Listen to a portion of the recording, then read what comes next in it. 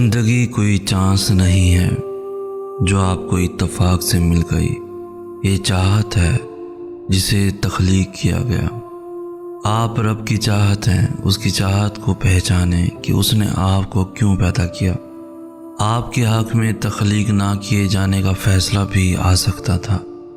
اگر آپ کے حق میں تخلیق کیے جانے کا فیصلہ آیا ہے تو یہ ایک بڑا فیصلہ ہے۔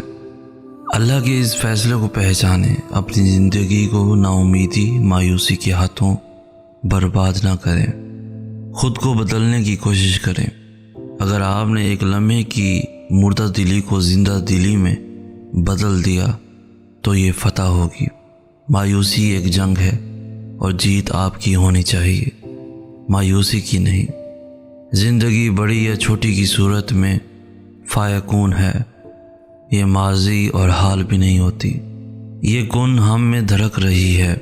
زندگی میں کوئی کام کریں یا نہ کریں، لیکن زندگی کو بیکار اور فضول سمجھنے کا کام کبھی نہ کریں۔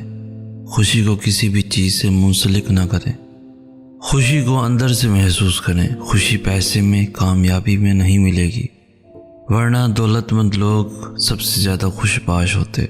زندگی میں مشکلوں کو موت، مایوسی سے تعبیر نہ کریں، ورنہ تکلیف میں مبتلا بچے کبھی نہ مسکراتے۔ دکھ اور تکلیف کی دوا نہ دیں، بلکہ اسے اللہ کے قریب کی نشانی سمجھیں۔ جب بچہ صحت مند ہوتا ہے تو وہ کھیلتا کودتا ہے، جب بیمار ہوتا ہے تو وہ صرف ماں کی قربت چاہتا ہے۔ زندہ رہنے کے لیے ہر دن اچھا دن نہیں ہوتا، زندہ رہنے کے لیے ہر دن کو اچھا بنانا پڑتا ہے۔ اپنے دنوں کو پر امید بنائیں، مسکرائیں کہ رونے کے لیے کوئی دن نہیں بنا۔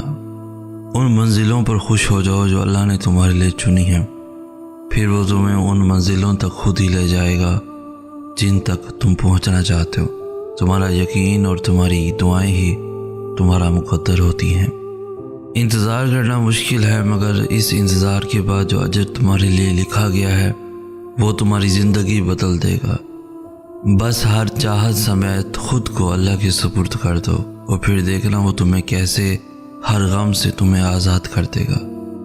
اللہ دعائیں پہلے قبول کرتا ہے اور توفیق بعد میں دیتا ہے۔ جب وہ مان جاتا ہے تب وہ تمہارے دل میں بھی اس کو منانے والی ساری ترکیبیں ڈال دیتا ہے۔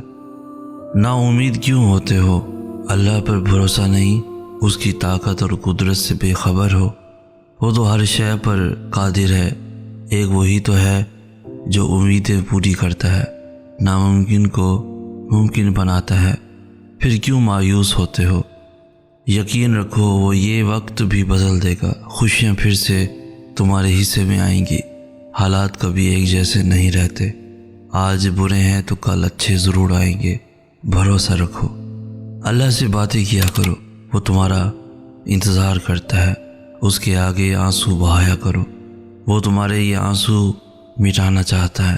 وہ تمہاری دعاؤں کا انتظار کرتا ہے، وہ چاہتا ہے تم اس سے مانگو تاکہ وہ ان دعاؤں پہ کن فرما دے۔ بس تم بے یقینی اور بے دلی سے مت مانگا کرو، قبولیت کے یقین کے ساتھ اس کے آگے جھولی پھیلایا کرو۔ تم اس کو جب جب پکارتے ہو وہ تمہیں سنتا ہے۔ وہ نہیں دیکھتا کہ تم اس کے پاس کیسے آ رہے ہو، کتنے وقت کے بعد آ رہے ہو، وہ تمہاری صدا ہمیشہ سنتا ہے۔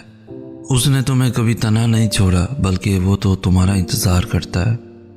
دن میں 5 وقت خود بلاتا ہے، تہجد کے سجدوں کو تم تک لے کر آتا ہے تاکہ تمہیں سنے، تمہاری بے سکونی دور کر دے، تمہاری امیدیں بھر دے۔ وہ جب چاہتا ہے کہ ہو جائے تو ہو جاتا ہے۔ صبر رکھو، تم نہیں جانتے کہ تمہارے لیے کیا صحیح ہے اور کیا غلط ہے۔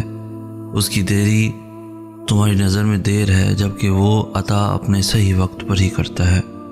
صبر و یقین رکھو، وہ تمہیں اتنا عطا کرے گا کہ تم اس کا شکر ادا کرنے میں ساری عمر گزارنا چاہو گے۔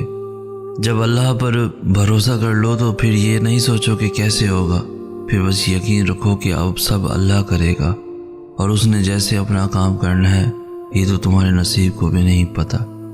دعا سب کر سکتی ہے، بس اس یقین کے ساتھ مانگنا کہ جو مانگ رہے ہو وہ دنیا کے لیے اور تمہارے لیے ناممکن ہے، مگر جس سے مانگ رہے ہو وہ اعلیٰ کل شائن قدیر ہے، جو اس پورے نظام ہستی کو چلا رہا ہے، جو رات اور دن کو بدل رہا ہے، جو تمہارے جسم میں ایک نظام کے تحت خون کو گردش کروا رہا ہے، جو آج تک تمہیں ہر بار سنبھالتا آیا ہے، اور اب یہ دعا بھی قبول کر لے گا۔